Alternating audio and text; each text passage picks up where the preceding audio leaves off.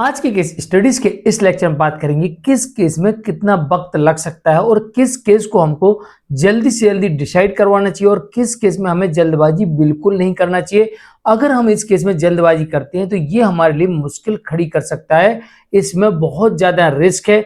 और जिस केस में हम देरी कर रहे हैं और कहीं हमारे लिए मुसीबत वही ना बन जाए, यानी कि हमें इन सभी केसेस में सबसे पहले ये समझना होगा कि हमें किस केस को कितनी जल्दी चलाना है, किस में जल्दबाजी करनी है और किस में बिल्कुल जल्दबाजी नहीं करनी है, और किस किस में कितना समय लगना चाहिए। अगर उससे अधिक समय लग रहा है तो इसका कारण हमें पता होना चाहिए, कहीं ऐसा ना हो कि एक कारण हमारे विरुद्ध ही ना चला जाए।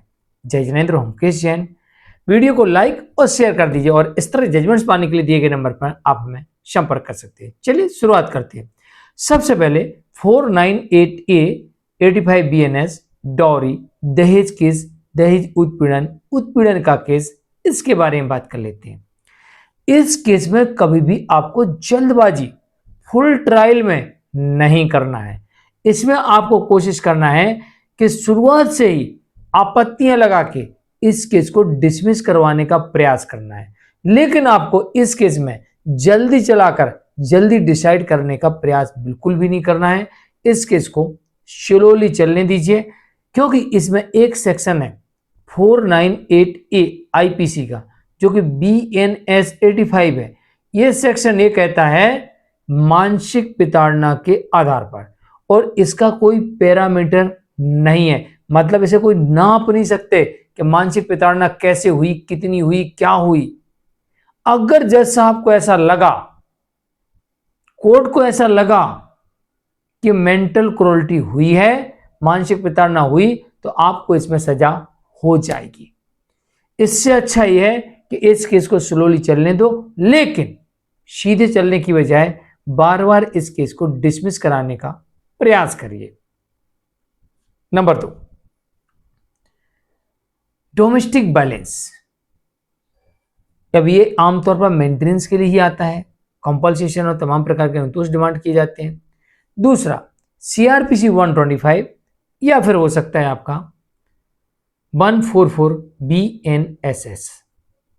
अब ये सभी मेंटेनेंस के लिए है। इसमें एक और आता है हिंदू मैरिज एक्ट 24, ये सभी मेंटेनेंस के लिए है। इन केसेस में हमें जल्दबाजी दिखाना चाहिए, तत्परता दिखाना चाहिए, जल्दी से जल्दी डिसाइड करवाना चाहिए। देखो, दो फायदे इसके हैं। पहला फायदा यह कि जल्दबाजी करेंगे तो आप इंटरिम से बच जाएंगे। ऐसा हो सकता है कि कोर्ट इंटरिम ना सुने, फाइनल पे आ जाए, ऐसा हो सकता है, कोई गारंटी नहीं है, लेकिन ऐसा हो सकता आपकी जल्दबाजी करने से।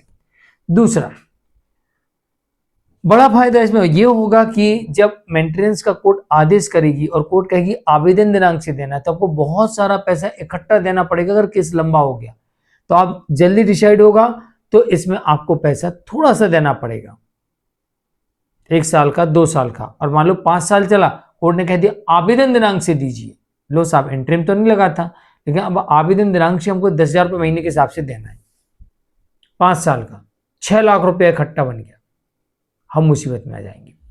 तो इससे अच्छा इस केस को छोटा करो, 2 साल में डिसाइड होना चाहिए। और इसमें तीसरा और एक बड़ा फायदा होता है, अब केस जल्दी डिसाइड होगा, गवाह आएंगे, बयान होंगे, सबूत दिखाए जाएंगे, तो लगाए गए आरोपों को अगर पत्नी साबित न कर पाई तो हो सकता पूरा केस ही डिसमिस हो जाए, हो सकता हमको इंटरिम न देना पड़े, हो सकता कि इसके जजमेंट से 498A वाला केस डिसमिस हो जाए, तो हमको उधर फायदा मिल सकता है। और इस जजमेंट के अकॉर्डिंग हम डिवोर्स के लिए भी जा सकते हैं, ये बड़े फायदे हो सकते हैं। तो हमें इस केस को जितना हो सके उतनी जल्दी डिसाइड करवाना चाहिए। और कोर्ट भी कहती है कि मेंटेनेंस के केस में देरी नहीं करना चाहिए। अगर आप देरी करते हुए पाए जाते हो तो आपके विरुद्ध भी कोर्ट आदेश कर सकती है। कैसे करेगी? कोर्ट लगा देगी आपके ऊपर आवेदन दिनांक से, ये पनिशमेंट है आपके लिए। एक जजमेंट आया जिसमें कोर्ट ने कहा कि पति ने जानबूझकर मेंटेनेंस के केस में देरी की, इस कारण से इस केस में अब आपको आवेदन दिनांक से भरण पोषण देना पड़ेगा। यानी कि अगर आप देरी नहीं करते तो आदेश दिनांक से आदेश होता। अब जो 5 साल आपने जबरन खींचा केस को, तो ये 6 लाख रुपया आपके ऊपर एक्स्ट्रा बन गया 10,000 रुपये महीने के हिसाब से। ये आपके 6 लाख बच जाते और आपने केस लड़ा 16 करने से। तो इसको जल्दबाजी करनी है मेंटेनेंस के मामलों में। इसके अलावा